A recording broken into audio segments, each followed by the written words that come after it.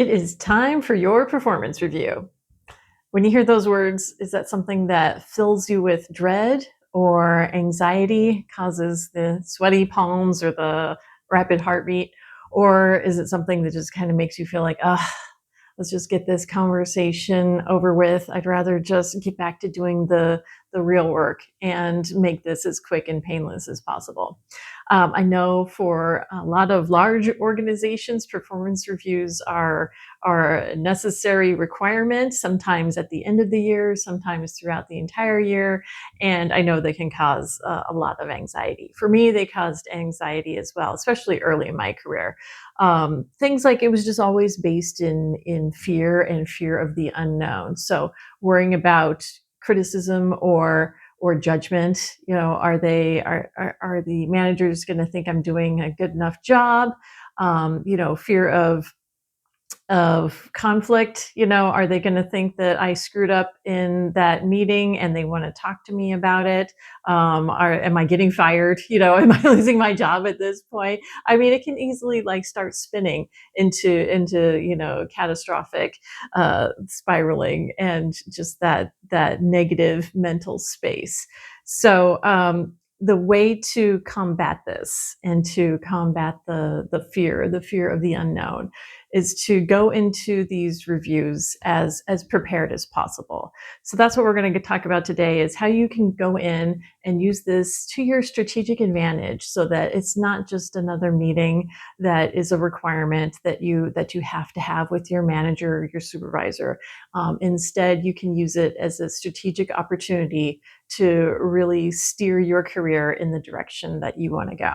So how to prepare. It starts early on. It starts actually in the beginning of the year if you set it up correctly. And the first thing to do is to immediately start doing an accomplishment log.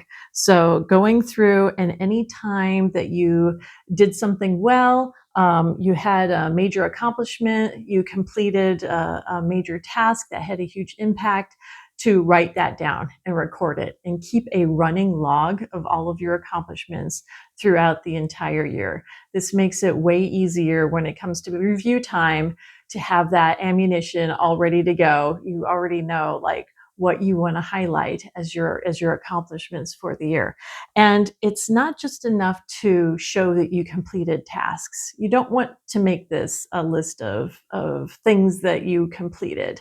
You really want to show that what you did had an impact to the organization. So anytime you can quantify things and put things in terms of what you did mattered to the organization, that's a great way to capture that for your management. That's starting to translate it from the technical side to the business side.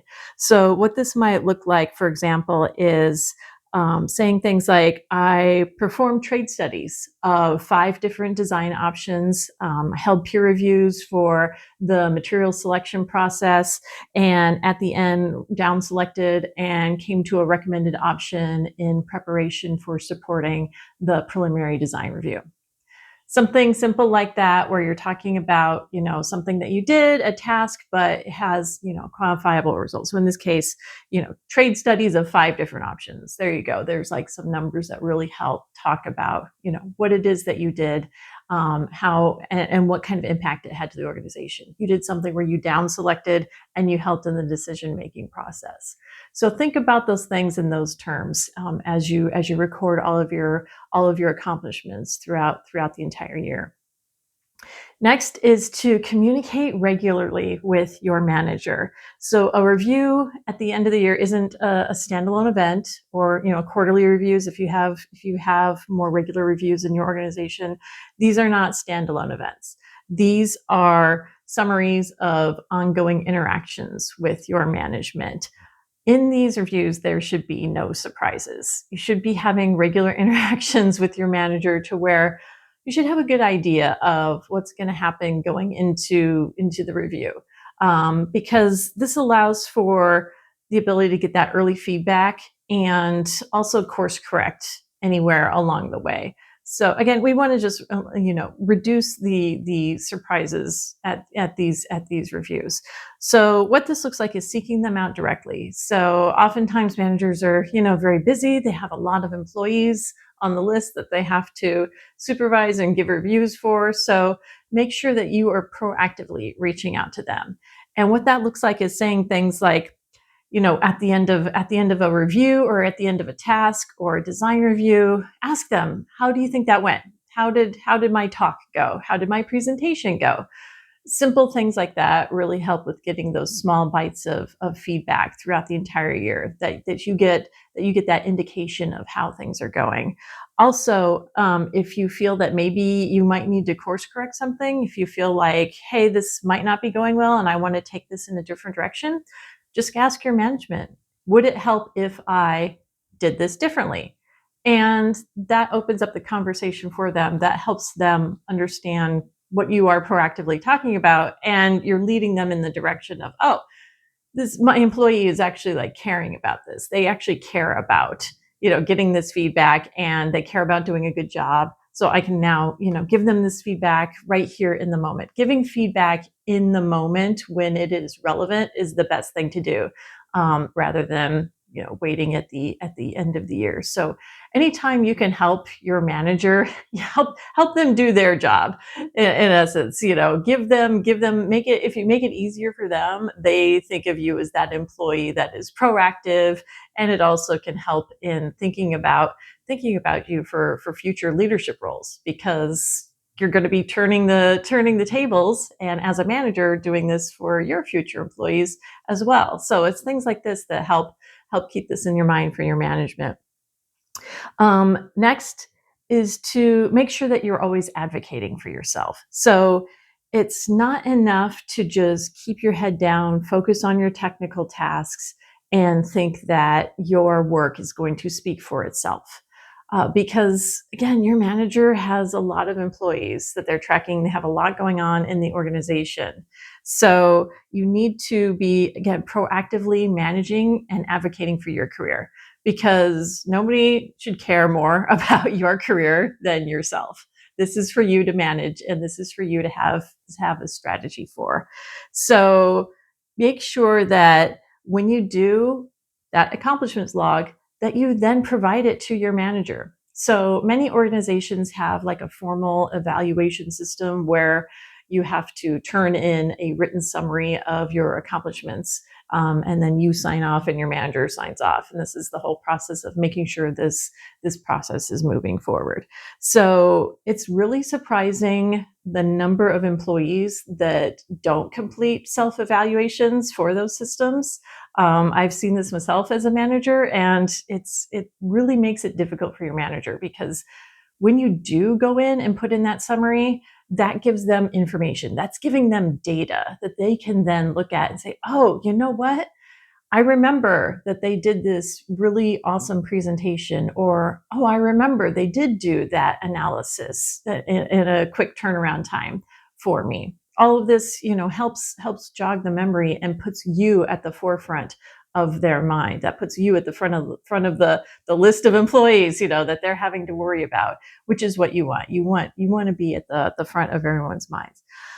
If your organization doesn't have a formal system for providing a summary of your accomplishments, reach out and proactively ask your manager. Ask them, would it help if I provided you a written summary of my accomplishments in preparation for our performance review meeting? And many times they will say, yes, that would be great. Because again, you're helping them out, in having to manage this whole process. You both are having to work through this process together. And this provides a written record for the organization. Also, keeping this running log throughout the entire year is great data and information to have when it's time to update your resume. You're not having to rack your brain trying to remember what those awesome accomplishments were that you did for the organization. You have this log that you have been completing throughout the entire year that you can go back and pull the highlights from for your resume. So there's a lot of bang for the buck in keeping an accomplishment log throughout the year. When you go into the meeting with your manager, we're getting to the point where it's time to have the conversation going in. Think about those 3 to 5 highlights from your accomplishments that you want to talk about in the meeting. They may ask, but you already have this ready to go. You are prepared to talk about what the highlights were and what you did going into the meeting. And 3 to 5 is a good number because there's only so much information that people can absorb at a time. So having that really short list of the really top 5 highlights is great to have just ready to go, and to work that into the conversation or to have to answer their questions. And you want to make sure, again, that you're talking about things in terms of impact to the organization. So you don't want to hit them with a list of tasks that you had completed. You really want to talk about, again, this is what I did, and this is the impact and the effect that it had on the organization.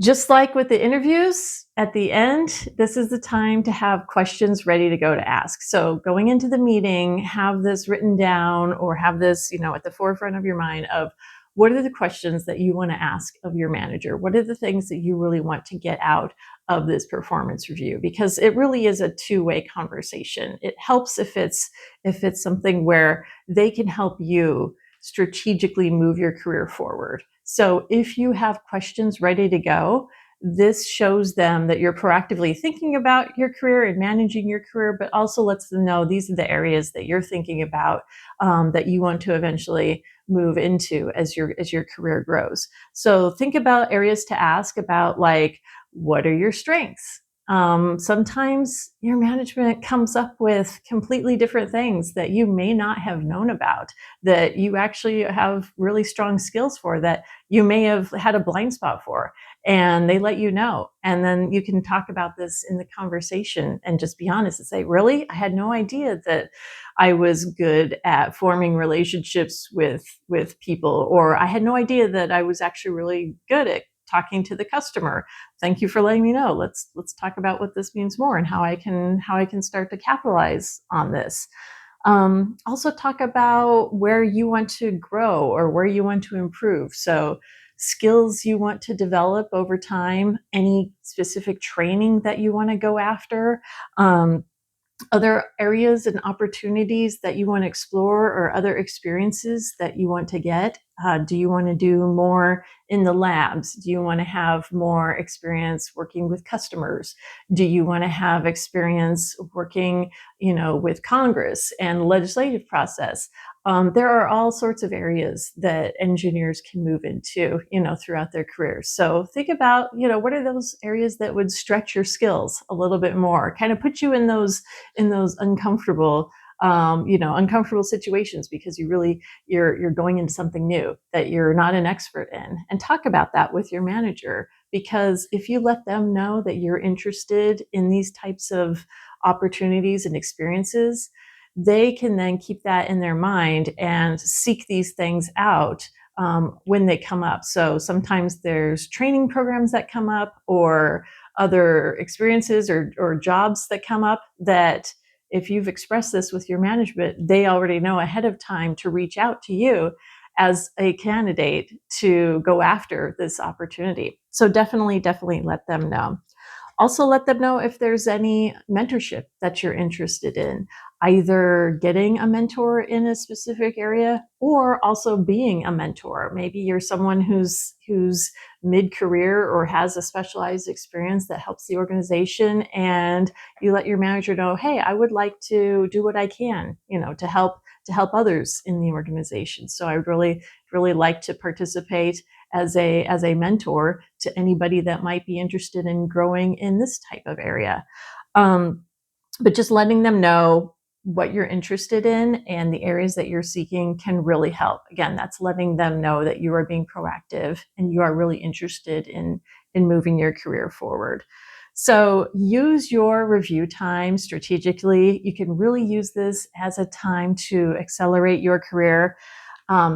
Your ability to show what your impact is to the organization and your ability to talk about your accomplishments is something that really helps when it's time to go after promotions. This gives you that good practice ahead of time in having these types of conversations with your management so that when it is time to go after promotions, you are experienced in how to talk about these things, how to talk about yourself in this way, how to talk about how you are committed to the organization and this is what you want to continue to do to bring to the organization, and that you're ready for that next level of promotion. So being prepared just really, really helps in being strategic, but also reducing the anxiety because you are now in the driver's seat. You are not reacting, you are being proactive. And this really helps in reducing the anxiety and reducing the fear of the unknown. It can't eliminate it. We're all humans. We're all people that, we're always, having to deal with some sort of anxiety in situations. So it won't be zero, of course, but it can help to reduce it to where it's at a manageable level. So I hope that you find this advice helpful. Let me know. Also, let me know if there are other topics about performance reviews that you would like to talk about or hear about as well. Maybe it's things like how to deal with a bad or a negative review. Certainly had, those in my career. It's just, part of the whole process. And how do you deal with that? And how do you bounce back from that? Or how to steer the conversation if it's a situation where your manager isn't a great manager and they're actually not working this time effectively with you in having a good performance review, and they're spending the time avoiding talking about you because your performance reviews are all about you. This is the you show. So your manager should definitely be spending all that time talking about you. So if that's a topic that would also help, let me know. Happy to help. And I'm just happy to be helping you in your engineering career journey. So I thank you, and I will see you in the next one.